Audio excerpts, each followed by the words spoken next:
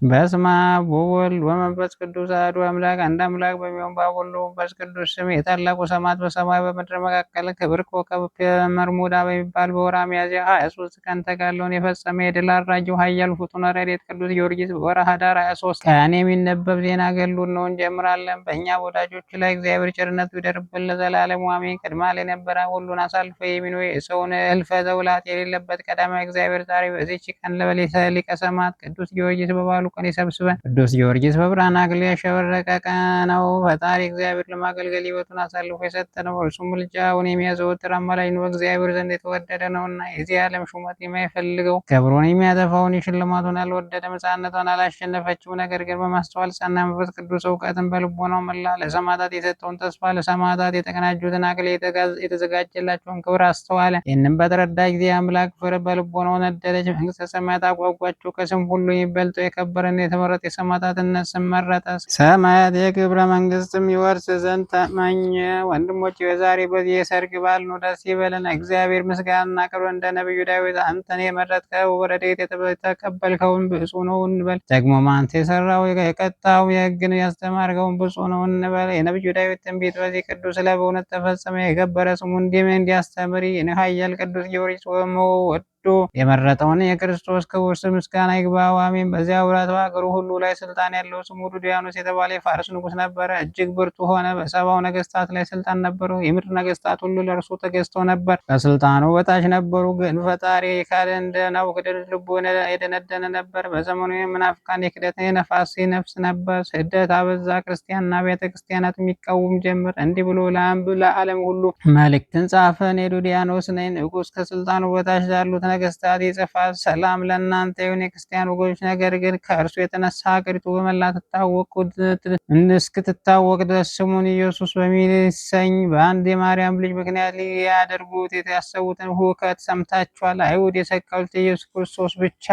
ነው እንጂ አጶሎስን፣ ጶሊደንን፣ አርዳሚንስን፣ ዲያስን፣ ኢራቅሊስን፣ ዚዮስን፣ ኤዝቤልን፣ አርናኮን፣ ሰቅማን፣ ድሮስን የቀሩትን አማልክት አያመልኳቸውም። አሁንም እንኳን መሳፍንት፣ የከተማ ሹማምንት፣ ወታደሮች፣ ሊቃውንትም ላስረዳችሁ የምወደው ምን እንደሆነ ታውቁ ዘንድ ሁላችሁም ከነሰራዊታችሁ ወደ እኔ በስራቸው መንግስታችሁ ሳያጠፏት እንደ ልብ ሆነን እናደርገውን እንምከር። ስለዚህ ነገር የጻፉላችሁ ለመንግስታችሁም ሰላምታ ጸጥታ ይሁን ብሎ በየሀገሩና በየአውራጃው ሁሉ የክደት ደብዳቤ ጻፈ። ይህ ጊዜ በ5 ዓመት ፍጻሜ ያለውን 70 ነገስታት ቁጥር ስፍር ለሌለው ሰራዊታቸው ብዛት የተነሳ ምድር እስክትሸበር ድረስ ብዙ ሕዝብ ከእነርሱ ጋር ነበረ። ስፍራውም ጠቧቸው ነበር። በመጡም ጊዜ ለዚያ ባላንቀራ ዱድያኖስ ሰገዱት። ነገስታቱም ሁሉ ለእሱ እጅ መንሻ ቀረቡለት። ክፉ ዱድያኖስም ይህን አይቶ ታበየ፣ እጅግ ታጅሮ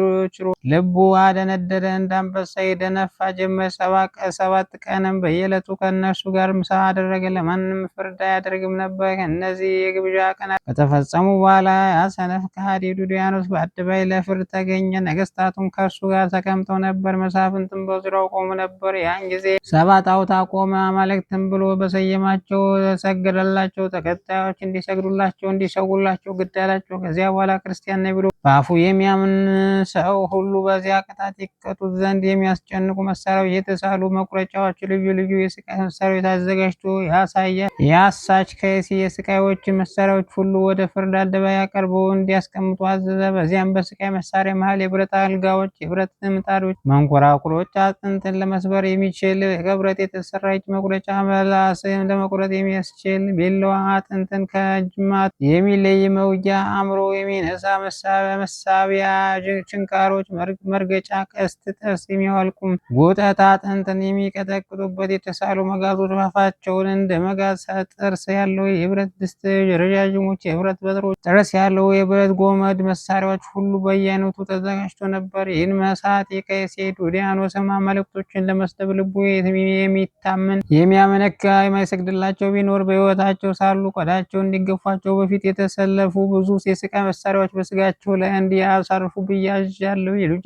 የልጆቻቸውም ደም አፈሳለሁ፣ ራሳቸውንም እቆራረጣለሁ። በጽኑ መሳሪያ ጭንቅላታቸውን ቆርጠዋለሁ፣ ጭናቸውን በመጋዝ እቆርጣለሁ፣ እንደ ምርኮም እበታትናቸዋለሁ። እገድለዋለሁ፣ ወድቃችሁም አፈሰዋለሁ፣ በመጋዝ ፈታቸውን በጥሰዋል። ዓይናቸውንም አውጥቼ በእጃቸው አስታቅፋቸዋለሁ። አምላካቸው ኢየሱስ ክርስቶስ በእጄ ያድናቸው እንደሆነ እስኪያይ ድረስ ስጋቸው ለሰማይ ወፍ ለምድር አራዊት እንዲጣል አደርጋለሁ ብሎ መሐላ ትእዛዝ ሰጠ። ነገር ግን የስቃይ መሳሪያ ለሚያውና ለሚያስደነግጥ የሚያስፈራ መከራውን ሊቀበል የሚወደው ቢኖር ከስቃይ መሳሪያ የተነሳ ወደ ኋላ ይሸሹ ነበር። እግዚአብሔር የሚወዱ ብዙዎች ሰዎች ይህን በሰሙ ጊዜ አብያተ ክርስቲያን ላይ ከተነሳው ከዚያ አውሎ ነፋስ ግርማ ተነሳ፣ እንደ ሰም ቀለጡ። ነገስታቱም እርስ በርሳቸው እየተገባበዙ ጣዖቶቻቸውን እያመለኩ 7 ዓመት ቆዩ። የስቃይ መሳሪያ ከመፍራት የተነሳ የክርስቶስ ወገን ነኝ ሊል የደፈረ ማንም የለም። በሁሉም በጽኑ ሐዘን ለቅሶ ሆነ። እግዚአብሔር ስም በአፉ እንኳ የሚጠራ አልተገኘም። ይህ ብሩክ ኮከብ ተርቤኖስ የተባለው ኃያል ሊቀ ሰማዕታት ቅዱስ ማሪ ቅዱስ ጊዮርጊስ ስለ ዓለም ስርዓት ለመምከር ከንጉሥ ዱድያኖስ በፋርስ ሀገር ብዙ ነገሥታት መሰብሰቡን ሰምቻለሁና አሁን ተነስቼ እሄዳለሁ ብሎ በልቡ መከረ። ከዚያ በኋላ ወዲያውኑ ተነስቶ አገልጋዮችን ጨምሮ ከነገሥታቱ ጋር ሊገናኝ በመርከብ ሄደ። ሊቀ ሰማዕታት ቅዱስ ጊዮርጊስም ወደ ንጉሡ ከተማ በደረሰ ጊዜ ነገሥታቱ ጌታ ኢየሱስ ክርስቶስ ሲነቅፉት ሰማ። ጣዖቱን ሲያመልኩ በፍጹም ትጋትም ዕጣን ሲያሳርጉላቸው ክርስቲያን ሲያሳድዷቸው አየ። ቅዱስ ጊዮርጊስ ከዚያ ጊዜ በቀር እንደዚህ ያለ ነገር አላየም ነበርና ብዙ ጊዜ በልቡ ተደነቀ። ይህንንም በተረዳ ጊዜ በልቡ አሰበ፣ አባቴና እናቴ የጠቀሙበት ምንድን ነው? በኃላፊው ዓለም ሹመት ጥቅም አላገኙም። የኖሩበትም ተድላ ደስታ ጠፍቶ ወደ ፈጣሪያቸው ባዶ እጃቸውን ተመልሶ የለም። ከዛው ማንም ወደለ ቢኖር ሥላሴ እነሱን ይቆጥሯቸዋል ብሏል። ለሰማይና ምድር በፈጠረ እግዚአብሔር ዘንድ በመንግሥተ ሰማያት ታላቅ ክብር የሚያገኝበት አሰበ። ኃያሉ ቅዱስ ጊዮርጊስ እኔ የዚህ ዓለም ክብር ፈጥኖ የሚያልፈውን ተድላ ደስታውን ትቼ መንግሥተ ሰማያትን ወርሳለሁ፣ ለድሆችና በለጦም አዳሪዎች ይሰጣቸዋል። በእኔ ዘንድ ፍጹም ሊሆን የሚወድ ገንዘቡን ለድሆች ሰጥቶ ይምጣ ይከተል ያለውን ጌታ ፈጣሪ ኢየሱስ ክርስቶስ ቃል ፈጽሟልና። ዳግመኛም አውጥቶ አውርዶ ወገኔን ሰማይና ምድር ፈጣሪ ክርስቶስ የሚያመልኩበትን አገሬን ትቼ ለምን ወጣሁ? እግዚአብሔር ትተውት ሰይጣን ወደሚያመልኩ ወደ እነዚህ ያለውን ለምን መጣሁ? መንግስታቸው ከእነርሱ ጋር ፈጥና ከምታልፍባቸው ከዚህ ርኩሳን አለውን መሾምንስ ለምን እፈልጋለሁ? አሁንም እግዚአብሔር ይቀበል ዘንድ የሚያደርገውን ያውቃለሁ። እንግዲህ የኃላፊው የዚህ ዓለም መንግስት አልሻም፣ ለዘላለም የሚኖረው ፈጣሪ ኢየሱስ ክርስቶስ የሚወርሰኝን መንግስተ ሰማያት እሻለሁ እንጂ ከእንግዲህ ወዲህ በዚህ ዓለም እስካሁን ድረስ ወደ ሀገሬ ወደ እናቴም አልመለስም። ስለ ኢየሱስ ክርስቶስ ከእርሷ ተለይቼ ሳለሁና ለዘላለም የሚኖረው ጌታ ኢየሱስ ክርስቶስ የሚጠኝ ሕይወት ተስፋ አደርጋለሁ እንጂ ስለ ቅዱስ ስሙም ስመሰክር ዘንድ እርሱ በቸርነቱ ያጸናኝ። ስለ አጽሜም ወደ ሀገሬ ወስደው ከቀደሙት አባቶች መቃብር እንዲቀብሩን ፈጣሪያን ያስባል አለ። ያን ጊዜ መንፈስ ቅዱስ በቅዱስ ጊዮርጊስ ላይ ያደረበት በልቡ እነዚህ ነገሮች አሰላስሎ ከፈጸመ በኋላ አገልጋዮች ወዳሉበት መርከብ ተመልሶ በልቡ ያለውን ሁሉ ነገራቸው። እነርሱም ጌታችን ሆይ ነገሩ እንዲህ ከሆነ ለምን እንመጣለን? ለምንስ እንደተመለስን ማንም ምንም እንዲያውቁብን ሳናደርግ ከነመርከቦቻችን እንመለስ ብለው ማለዱ። ቅዱስ ጊዮርጊስ ግን ምንም ጊዜ ይህን በእኔ ዘንድ አይደረግም፣ ከእንግዲህ ወዲህ ወደ ሀገር ያልመለሰም፣ ተመልሼ የእናቴን ፊት ላይ ፍጥረትም ሁሉ ለፈጠረ ለሰማይ ምድር ንጉሥ ጌታ ኢየሱስ ክርስቶስ በማደርገው ሐሰት በሌለበት ምስክርነት በዚህ ቦታ ሞታለሁ እንጂ። አሁንም ከእኔ ከአርነት የወጣችሁበት ደብዳቤ ተቀበሉ። ነገር ግን እናቴና እህቶቼ ተለይቼ መቅረቴን አውቀው በሐዘን እንዳይሞቱ እናንተ እኔ በሕይወት ሳለሁ ወደ ሀገሬ እንዳልተመለስኩ በእውነት ሁሉን በፈጠረ በእግዚአብሔር ማሉልኝ። ግን ከእናንተ እያንዳንዱ ነፃ ነውና 3 ወርቂት ወርቅ 3 ልብስ ውሰዱ። ከእኔ ሀገር በቀር ወደ ወደዳችሁት ወደ መረጣችሁት ሄዱ። እናንተ ቤት ሆናችሁ እኔ መሞቴን የሰማችሁ እንደሆነ ስለ እግዚአብሔር ብላችሁ ወዳጅነት ስራ ስሩልኝ። ሥጋዬን ገንዛችሁ ወደ ሀገሬ ወስዳችሁ ቅበሩ አላቸው። የቅዱስ ጊዮርጊስ ሎሌዎች ይህንን ከእርሱ በሰሙ ጊዜ ብዙ ጊዜያት ጽኑ ለቅሶ አለቀሱ። ያን ጊዜውም ባሮቹም ሁሉ ነፃ ወጣቸው። ከእርሱም አንዱ ተሰነባብተው ወደ ወደዱት እንዲሄዱ አሰናበታቸው። ግን መልካሙ ተጋድሎ እስከሚፈጸም ድረስ ወደ እልዳ አልተመለሱም። 3ቱ አገልጋዮች ግን እርሱን እየተከታተሉ ተጋድሎ ሊያዩ ከቅዱስ ጊዮርጊስ ጋር በፋርስ ኖሩ። ከዚያ በኋላ ቅዱስ ጊዮርጊስ ሕዝቡን ሁሉ አንስቶ ለድሆችና ለጾም አዳሪዎች በመጸወት ምንም ሳያስቀር እስከለበሰው ልብስም ድረስ ለተራቆጡት ሰዎች ሰጣቸው። ከዚያ በኋላ ፈጥኖ ሄደው ባለው የነገስታት ፊት ቆመን የክርስቲያን ወገን ነኝ በጌታ በኢየሱስ ክርስቶስ አምናለሁ ሲል አሰምቶ ተናገረ። ሰባው ነገስታቱም ልዩ ልዩ ስቃይ ያዘጋጁለት እስከ 7 ዓመት ድረስ በልዩ ልዩ ስቃይ ሲያሰቃዩት ኖሩ። ከእነርሱ አንዱስ እንኳ ሀሳቡን ሊያስለውጠው አልቻለም። 7 ዓመት ሙሉ ሁሉንም እያንዳንዱን የስቃይ ሕግ ያወጣለት ነበር። እነርሱም ሊያሸንፉት ከእውነተኛ ሃይማኖት ሀሳቡ ሊያስለውጡት ይፈልጉ ነበር፣ ነገር ግን አልቻሉም። በእግዚአብሔር ኃይል ያለውን ፍቅሩንም አልጎደለም። የእግዚአብሔር ክብር እንዳያስተውል ሰይጣን አይነ ልቦናቸውን አሳውሮታልና። ሊቀ ሰማዕታት ቅዱስ ጊዮርጊስ ግን የተሳሳታችሁት ነገስታት ሆይ ይህንን ስህተታችሁን አርቁ። የክህደት ስም ታትጡ። ሰማይን ምድር ያልፈጠሩትን ጣዖቶች አማልክት ናቸው አትበሉ። እነርሱ የሚሰግድላቸው የሚያምንባቸው ከምድር ገጽ ይጠፋልና። አመፀኞች ነገስታት ሆይ እናንተ ኃይል እኔ አስፈራኝ። እኔ ክርስቲያን በእውነት ለዘላለም በመንግስት ኃይል በፍቃድ አንድ ለሆነ ለአንድ አምላክ በአብ ወወልድ ወመንፈስ ቅዱስ ሰግዳለሁ ብሎ አሰምቶ ተናገረ። ኃያሉ ሊቀ ሰማዕታት ቅዱስ ጊዮርጊስ ጸሎቱና በረከቱ ከሁላችን ከሕዝበ ክርስቲያን ጋር ለዘላለሙ ጸንቶ ይኑር አሜን። አንድ አምላክ በሚሆን በአብ ወወልድ ወመንፈስ ቅዱስ ስም አምነን እግዚአብሔርን በኃያሉ ሰማዕት ቅዱስ ጊዮርጊስ አድሮ ያደረገውን ኃይል ታምረ ጽፈን እናነባለን። የኃይል መስተጋድል ሊቀ ሰማዕት ቅዱስ ጊዮርጊስ ጸሎቱ በረከቱ ዘወትር በየጊዜያቱና በየሰዓቱ ከሁላችን ጋር ይሁን ለዘላለሙ አሜን። ኃያሉ ሊቀ ሰማዕት ቅዱስ ጊዮርጊስ ተጋድሎውን ከፈጸመ በኋላ ስጋው ወደ ሀገሩ ለዳ አምጥተው በስሙ ቤተክርስቲያን አንጸው ስጋውን በዚያ ኖሩ። ህንፃ ቤተክርስቲያን በወርሃ ኅዳር 7 ቀን ኤጲስቆጶስ አባ ቴዎድሮስ ቀድሶ አከበራት። እርሱም ጌታችን ኢየሱስ ክርስቶስ በኃያሉ ሰማዕት ቅዱስ ጊዮርጊስ ላይ አድሮ ስለታደረገው ኃያል ተአምር መሰከረ። የገባውም ሕዝብ ሁሉ በየአውራጃቸው ስለ ታላቋ የቅዱስ ጊዮርጊስ ቤተክርስቲያን ክብር በተሰበሰቡባት መርሙዳ በተሰኘች ወርሃ ሚያዝያ 23 ቀን እግዚአብሔር ለወደዳቸው የሚያደርገውን ልዩ ጸጋ እግዚአብሔር የፍቅር አንድነት ይህን ተአምር ጻፈ። አሜን። እግዚአብሔር በመረጠው በጻድቁ ቅዱስ ዳዊት መንፈስ ቅዱስ አድሮ ነግሮን በምሳሌ ነገርን በምሳሌ እንገልጻለን። ከቀድሞ ጀምሮ የነበረውን ታሪክ ያስቀድሞ የአባቶቻችን ነገሩን እኛም በጆሯችን የሰማነውን በዓይናችን ያየውን እናገራለን ተብሎ እንደተነገረ እኔም ጌታ ኢየሱስ ክርስቶስ ጽኑ መንፈሳዊ መስተጋድል ሰማዕት ቅዱስ ጊዮርጊስ ያሳየውን ኃይል ታምራቱን ክብርን በመግለጽ ቀድሞ በገሊላ የነገሰ እጅግ ጨካኝ የሆነ ከሃዲው ንጉሥ ድድያኖስ እጅ የተጋደለባት ተጋድሎውን እናገራለን። ጌታ ኢየሱስ ክርስቶስ ኃያሉ ሰማዕት ቅዱስ ጊዮርጊስ ራሱን በቆረጠ ጊዜ ራሱ ከአካሉ ተለይታ ከቀኑ 9 ሰዓት እስከ ፀሐይ ግባት ድረስ በምድር ላይ ወድቃ ቆየ። ሶቅራጥስ የተባለ ደቀ መዝሙሩ በሊቀ ሰማዕት ቅዱስ ጊዮርጊስ ስጋ አጠገብ ተቀምጦ እያለቀሰ ይጠብቀው ነበር። እነሆ ሁለቱ አሽከሮች የጌታ ቅዱስ ጊዮርጊስን ድነቱን ዜና ለመስማት መጡ። በመንገድ ያገኟቸው ሰው በዛሬው ዕለት እንደተገደለ በነገሯቸው ጊዜ ልብሳቸውን ቀደው አለቀሱ። እዛው ካለበት እስከሚደርሱ መጠየቅ አላቋረጡም። በአጠገቡ ተቀምጦ ከሚያለቅስ ሶቅራጥስ ጋር ለብዙ ጊዜ ሲያለቅሱ ቆዩ። የተቆራረጠውን ራስ ወስደው እስከ ስጋው ጋር ባገናኙት ጊዜ አስቀድሞ እንደነበረ ፈጽሞ እንዳልተቆረጠ ሆነ። ከእነርሱም በአንዱ ልብስ ስጋውን ገነዙ። በነጋ ጊዜ ከገበያ አዲስ የመግነዝ ልብስን ንጹሕ ዕጣን ገዝተው መጥተው ከቀበሩበት አውጥተው ሊቀ ሰማዕት የቅዱስ ጊዮርጊስ ስጋ በክብር አገነዙት። ሊገንዙም ራሱን በሕይወት በነበረ ጊዜ እንዳለ ለሙሉ አካል ጋር ሆኖ አገኙት። በሰይፉ መቆረጡ ስለት ያረፈበት ምልክት ከቶ ስላልታየበት አገልጋዮቹ ፈጽመው አደነቁ። ከከተማ ውጭ ባለ በአዲስ መቃብር የቅዱስ ጊዮርጊስ ስጋ ቀብረው እስከሚነጋ ሲጠብቁ አደሩ። በዚህ ዓለም በአጸደ ስጋ በነበሩ ጊዜ ጌታ ኢየሱስ ክርስቶስ የሰጠውን ተስፋ እውነትነት እግዚአብሔር ወደ እነርሱ ክብር እንደጠራው በፍጹም ልቦናቸው አመኑ። በስጋውም ላይ ሽቱ አርከፍክፈው እንደ ሀገራቸው ልማድ ገንዘው መቃብሩ ሶቅራጥስ እንዲጠብቅ አድርገው ሁለቱን አገልጋዮቹን የቅዱሱን ስጋ ወደ ሀገራቸው ለመውሰድ የቀን ስራ እየሰሩ የመርከብ መሳሪያ ዋጋ ለማግኘት ወደ ከተማ ገቡ። ከሁለት ወር በኋላ ወደ ቅዱስ ጊዮርጊስ አገልጋዮች እግዚአብሔር ቃል ስለመጣላቸው የሚሳፈሩበት መርከብ አግኝተው የቅዱስ ስጋ በመርከብ ጭነው በእግዚአብሔር ቸርነት ሀገረ ኢዮጵ የደረሱ የመርከቡ አዛዦች እና በመርከቡ የተሳፈሩ ነጋዴዎች ከልዳው ሀገር ወደ ምድረ ፋርስ የሄደው የጌታ ኢየሱስ ክርስቶስ ሰማዕት ቅዱስ ጊዮርጊስ ስጋ በመርከቡ ላይ እንደተጫነ በተረዱ ጊዜ እንዴት ሰማዕትነትን አገኘ ብለው አደነቁ። ከቅዱስ ጊዮርጊስ ስጋ በታችም ወድቀው እጅ ነሱ። እግዚአብሔር ፍጹም ምስጋና መሰገ።